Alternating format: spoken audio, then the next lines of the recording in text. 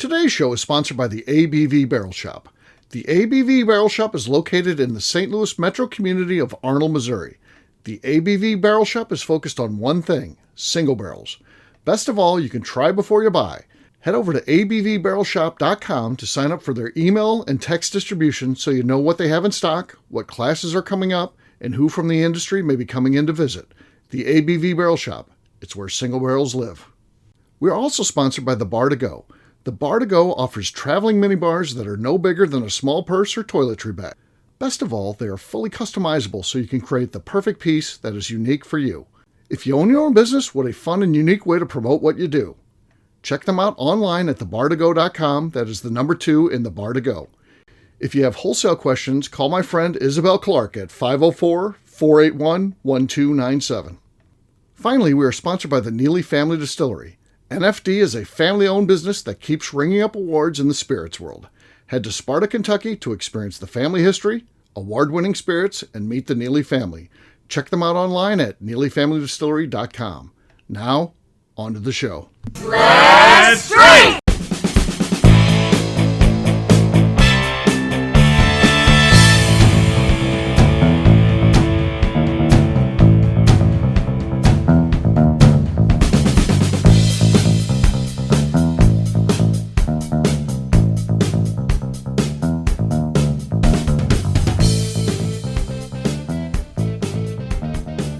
Welcome to the Bourbon Daily, the podcast about everything bourbon delivered to you every day of the week. Today on the show, we talk about places we'd like to travel for the ultimate ABV network trip.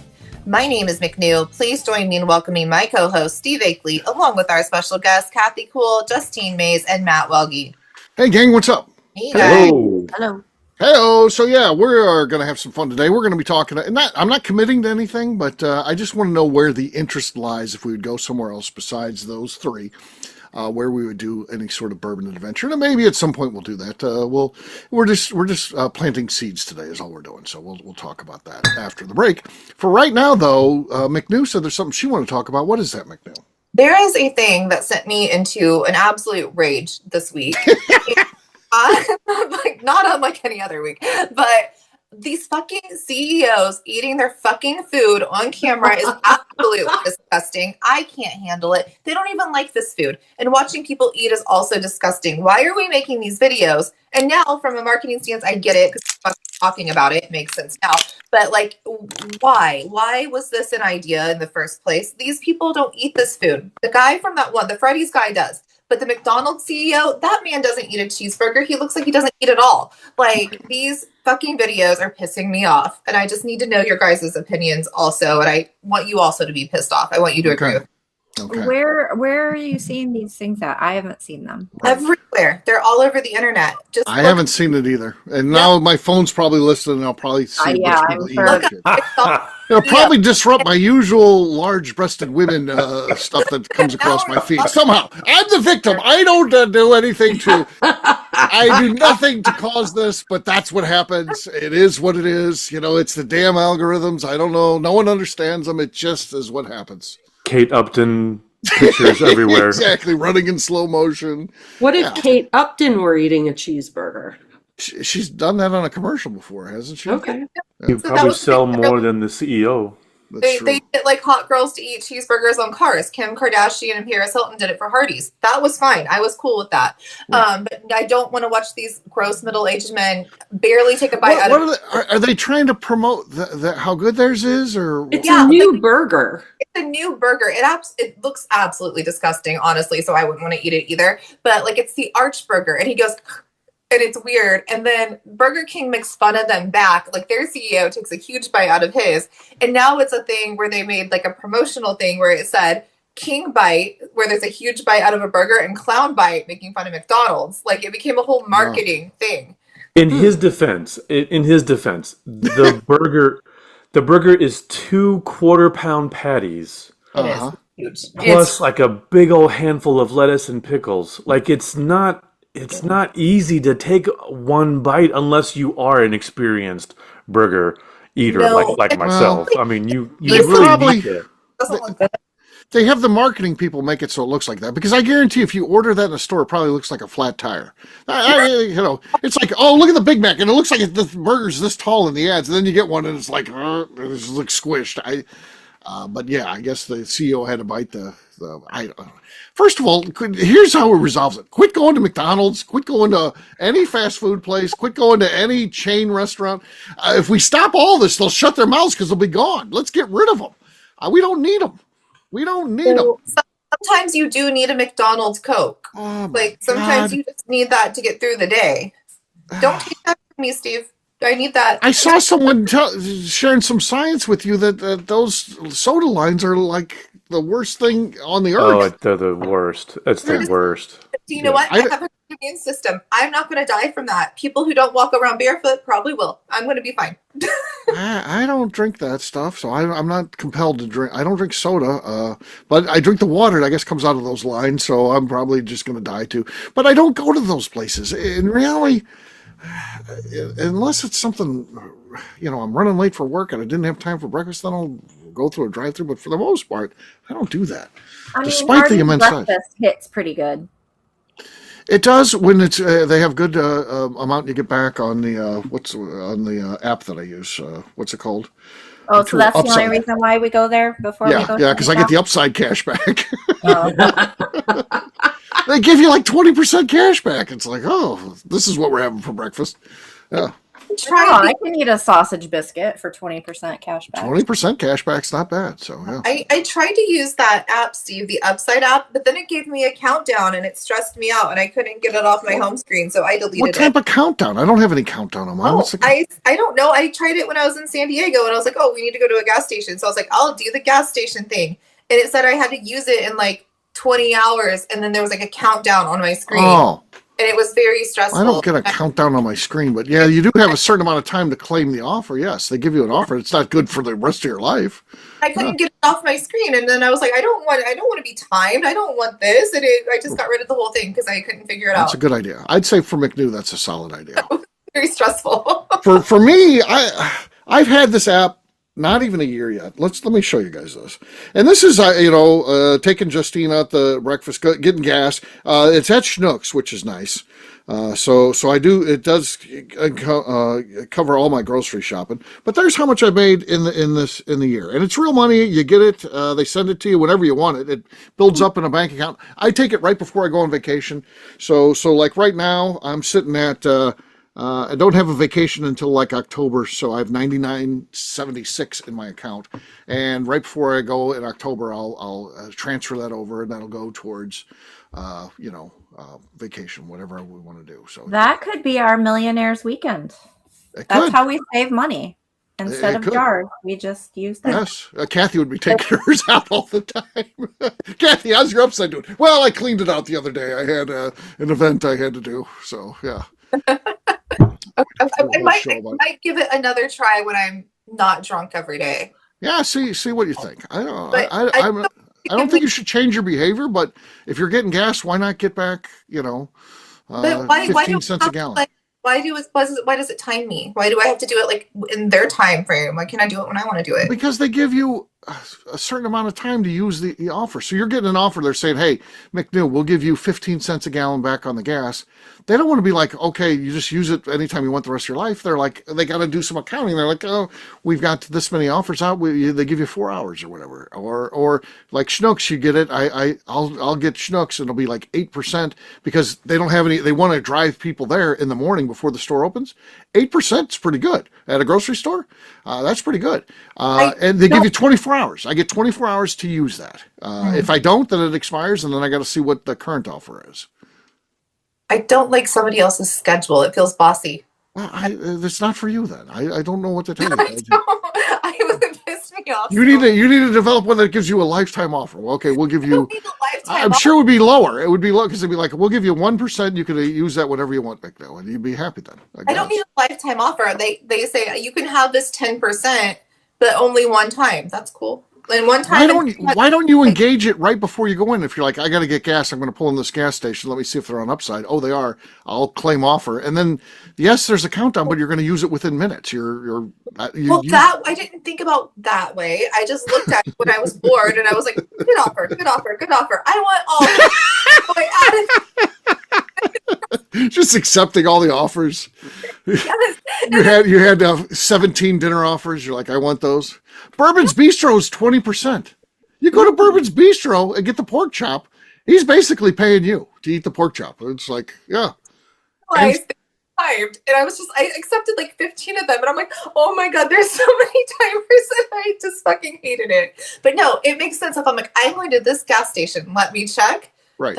I'm going to this grocery store. I'm going to this. Okay, now I understand the concept better. Yeah, what's kind of cool, some of them give you like really aggressive for, if you're going to get snacks and stuff. So sometimes it'll be like, we'll give you 10 cents a gallon, but inside the store you get 25% off of everything. I was like, oh shit, that's pretty good.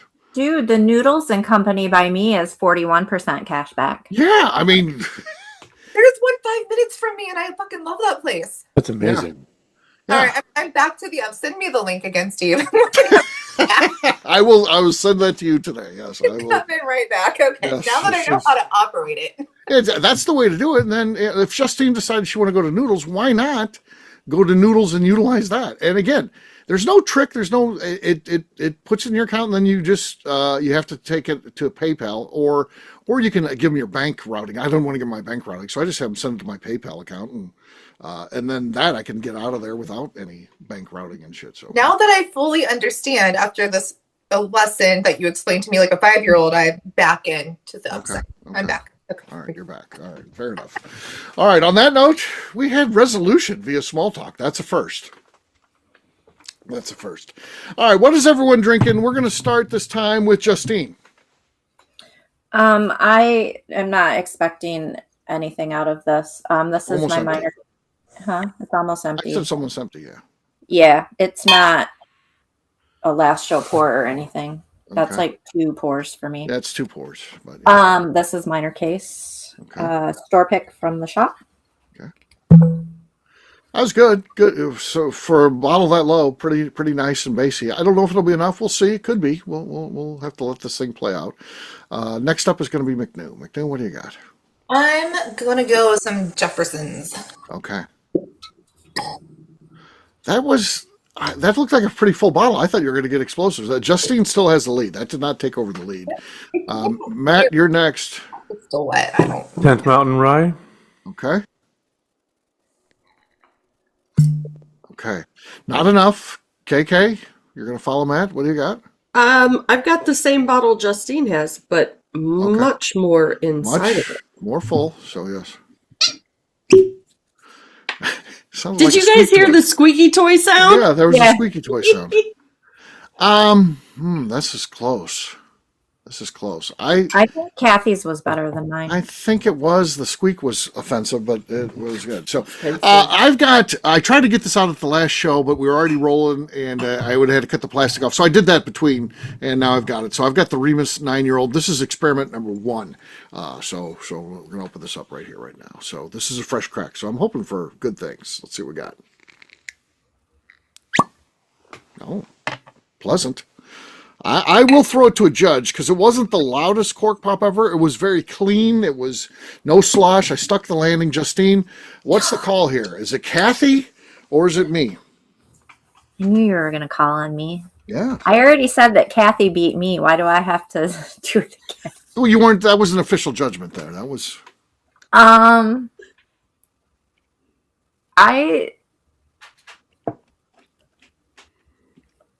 liked the tone, even though there was the squeak. I liked the tone of hers better. Okay. Well, we have to live with that. As much as we hate that, and we know that that's wrong. We have to accept it. We hate it, Steve. The audience is screaming. They're in their cars riding to work and stuff. They're like, "That's bullshit." That's bullshit. Folks, calm down. We just have to accept it. I'm fairly certain that Tim will override me. So no, he can't. Fine. When we throw it to a judge, you can't. So it's done. It does not move. Cheers, gang. Cheers. So did I win that? Mm-hmm. You did. Yes. Okay. Well, you didn't, but you did. But yeah. In the record books, it's a win. It's as good. I'm taking it. Yeah, why not, right? All right, we'll take a quick break, and then when we come back, we're going to be talking about where we could do an adventure outside of 3 states, kind of our regular states we go to, Kentucky, Missouri, and Florida. We'll do that in just a few.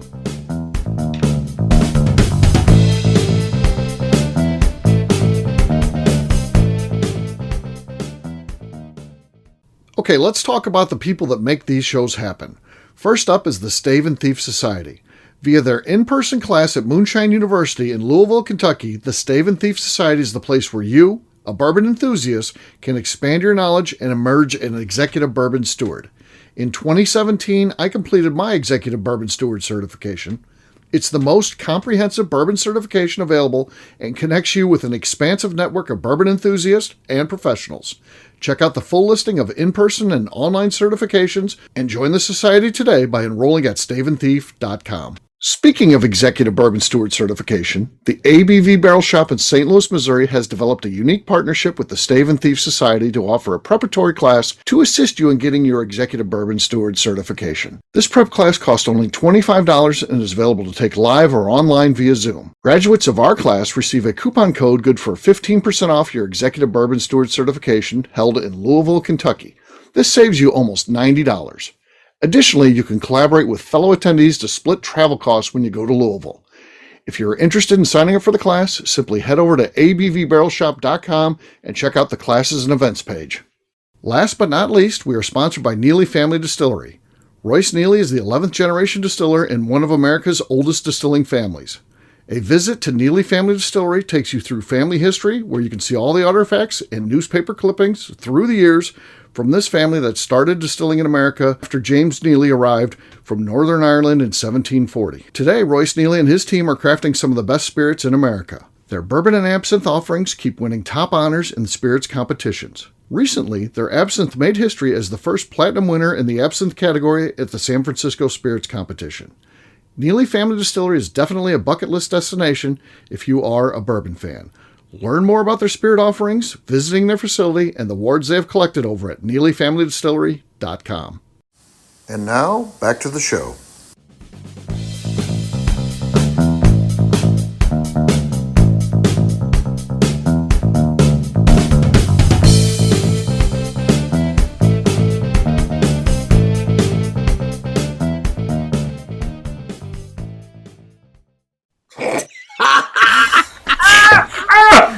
And you're listening to the Bourbon Daily.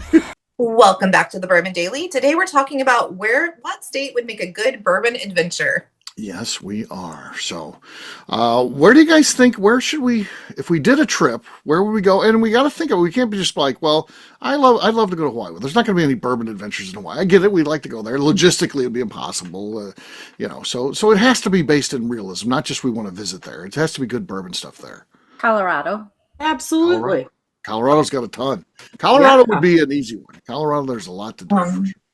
I love the idea of Texas, but it's such a huge, sprawling area. True. And I know where these distilleries are, but navigating the Kentucky bourbon trail is already a nightmare. I can't imagine. Texas amplifies that. Yeah. Texas. But we would have to have Katie Joyce fly us around. Yeah. Oh, we could pilot private plane in it through Texas for a bourbon adventure. Like, that's $1 million. Sure. Cost per person, $10,400. At least, I would think. I mean, none of us have. You may have been to Texas for different reasons, but I don't think any of us have gone for bourbon reasons. So that would be unique and fun for everybody. But to hit up all the things you want to hit up might be impossible. But I like the idea of Texas. Yeah, they're definitely spread out. That's an issue. Where else? What do we think? I mean, Tennessee, but they're kind of close to Kentucky. Right. Yeah. But they have the Smoky Mountains and other things to do and see. Right. That's a good one. That's solid. I still like Wisconsin. I think there's a lot of great distilleries up there. Yeah. I was going to say Milwaukee has the Great Lakes Distilling and lots of. And then you get up near Madison, you got Dancing Goat, and there's Wollersheim. Those are two of my favorites are in that area. And then you still got other ones that I really like Driftless Glen and J. Henry are up there too. So, that's a good one. That would be a fun one. Yeah. Oh. Yeah. And we got some good friends up there too, so that always adds to it. If I don't know the people, it's a little bit tougher. We see what we could do, but yeah. I wasn't sure if money was an object, if we were thinking close, or if we were thinking distances, like Virginia distilling. And if you were out there near Virginia distilling, you could probably capture Sagamore too. That's probably not that far away, right? Right. What I would like to do, if we did that, and again, not saying we would, hit DC too and go to the George Washington distillery. Yeah. So like the idea of like a little East Coast tour. Yeah. I want to go to the Southern Grace, the one that's at the prison. Oh, yeah. In North Carolina, Southern Grace. Southern Grace, yeah. Yes. What else? Any other ones that we think? We have some good ones in Indiana, but they're also like a drive where like if you went to Old 55, where else are you going to go in the day? Like, right. You can drive into Indianapolis, but like that's a good to get to this. Like we have Four Fingers and Hotel Tango downtown, but that's like a good 2-hour drive from Old 55 to get to downtown. Yeah, Old 55 is tough to do an event run too, because if you want to get food, where do you get food? There's no place around there. It's not like, well, let's cater lunch from where? I don't know, Indianapolis. Yeah, but like, and I hate that because like it's such a great place, and Jason's amazing and does such a great job and makes great bourbon, Right. but it's so remote, and I'm like, where else do you take people? So I think Indiana's great. Even like I would like to do like a tour around the Great Lakes. Like if we did like start somewhere in Chicago, then there's Thornton Distillery and like a little town outside of Chicago. Wrap around that. There's some good distilleries in northern Indiana. And then Journeyman's right there in Michigan. Like we could do like a whole little just wrap around like Michigan on that little southern loop would be a cool thing. Or we could do the northern one and hit like Traverse City Whiskey and Mammoth and Northern Latitudes and Grand Traverse, and then like go into like what's over on what is that, Minnesota? That's over. Yeah, the or Wisconsin. Yeah, Wisconsin. I don't know. What is the northern state? We could do just very much like a little Great Lakes tour. We'll just swoop around.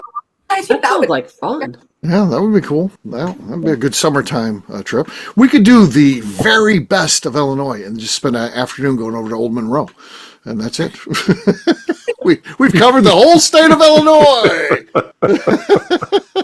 There's a couple other good ones there. Blonde Brothers, they're good. I think it start getting pretty weak after that, though. Who else? Matt, this is your state, man. Whoa. Hey, I'm not going to defend. I'm not going to argue with you. We've got some pretty mediocre distilleries here. Right. That's the problem. That's what I never understand about Ohio. It's a well-populated state. It's not all that different from Kentucky in terms of weather. And it's just why isn't there more places that make good whiskey? I like Middle West, but any other place is questionable. Yeah. I'm a big fan of Union Horse, and I know there's not a whole lot to do in Lenexa, Kansas, but I would make a trip just to go see Union Horse. Union Horse, yeah. You might be able to pick up Holiday, go Stop by Holiday, yeah, sure. They're good. Unfortunately, I'm not a big fan of a lot of the KC distilleries. They're kind of different. What about J. Riger? I really just want to go for the slide because that we'll go for the slide, yeah. And I think that I've never had their whiskey. Like it's not sold here in Indiana. I've never seen it on shelves. But I'm like, it just looks like a good time. And I'm like, if you don't even like the product, at least you can get a good cocktail. There's other fun things to do in KC. Like I'm willing to drive there just to slide. Okay, just to do the slide. Well, just stay in St. Louis and go to the City Museum, and then no, it's get not all kinds of game, Steve. It is. Slide in a distillery. I don't want to slide in a museum. It's not in a distillery, but I'm telling you, the slide is better. Kathy knows that place is. Oh yeah, crazy. It's better. Yeah. Well, I was told. Well, it was a few years ago. I was like, I'm coming in town. I want to do the City Museum. And Jim had warned me. He's like, McNew, it's full of children on Saturdays. You're gonna hate your life. Don't go on a Saturday. And I'm like, well, I'm only here on a fucking Saturday, so I didn't go. You should have gone. Yeah. I think I need to come in on a weekday to experience that, probably. Right, yeah. There's non-field trips. Probably is the best, but... Yeah, kids. They're kind of a pain. Yeah, I don't want it to be about them. I want it to be about me when I go, so It's true. That's true. We all know that. So, yeah. So, very cool. So, there you go. There's some ideas for bourbon adventures. What will actually happen? I don't know. Maybe something, maybe nothing. We'll see. So, I don't know. What do you think? What do we think is the best one? Is there a consensus? Probably Colorado. Colorado would be the easiest. I think probably the easiest to plan and coordinate. Colorado probably wins. Colorado, I'll say this, would be a little bit more expensive than most. The rooms are expensive. Getting there is a little bit more challenging. If we did Wisconsin, I think most people that want to drive could drive. If somebody wants to fly, I guess they could fly into Madison. But that's true. Yeah. All right. More clumped together things. Yeah. Right. All right. You convinced me. Wisconsin. Okay. Yeah.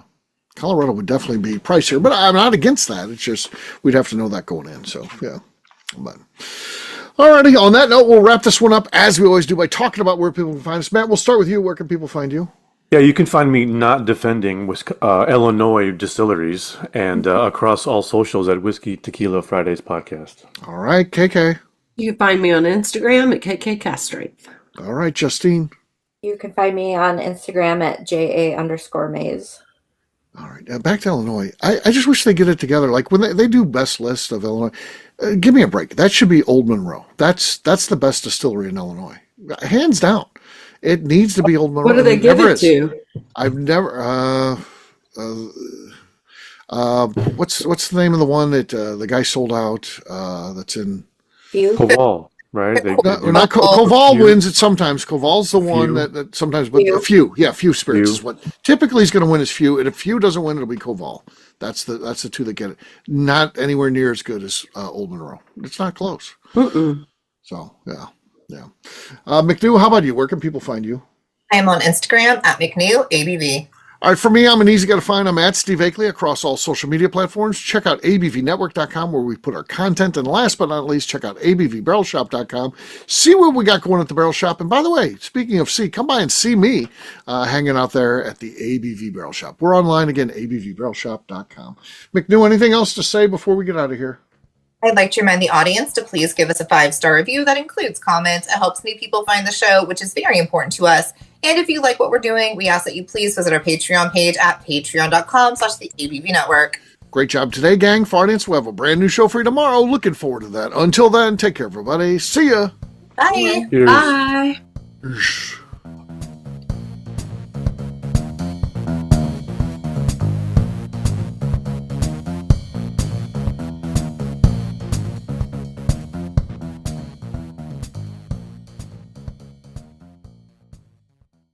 Before we let you go, let's talk about one last thing. The ABV Barrel Shop in the St. Louis community of Arnold, Missouri. The ABV Barrel Shop is focused on a couple of things. First of all, single barrels. We are the place where single barrels live. We go to distilleries, taste through their whiskey, select the best barrel, and have it shipped to our store where we present it to you, our customers, by allowing you to try before you buy. We're also known for the classes that we have in our education center in the store, as well as the events we have with industry professionals from the bourbon business. If you are in the St. Louis area, please come by and visit us at 6 Fox Valley Center in Arnold, Missouri. Or at a minimum, at least sign up for our email and text distribution so you know exactly what's going on in our shop over at abvbarrelshop.com. This is Steve Akeley, owner of the ABV Network, signing off. We thank you for listening to our programming and truly appreciate your support. The Bourbon Daily is part of the ABV Network. For more information or to become a sponsor, please visit abvnetwork.com. Thanks for listening and cheers. This has been a Steve Akeley production.